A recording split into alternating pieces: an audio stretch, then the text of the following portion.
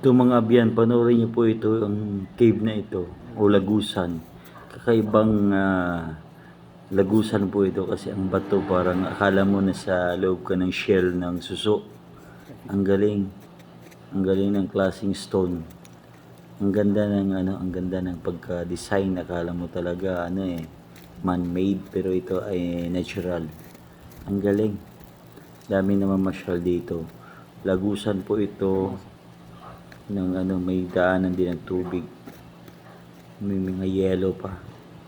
Ang ganda ng parang nasa loob ka lang ng shell ng suso. Ang ganda ng Yan po. Ang ganda. May mga namamasyal po dito. Napapadaan po dito. Pero ito ay maiksi lamang po na lagusan. Kitang-kita niyo naman po. Ayan. Tanaw ang dulo. Matatanaw ang dulo yan. Pero maganda talaga.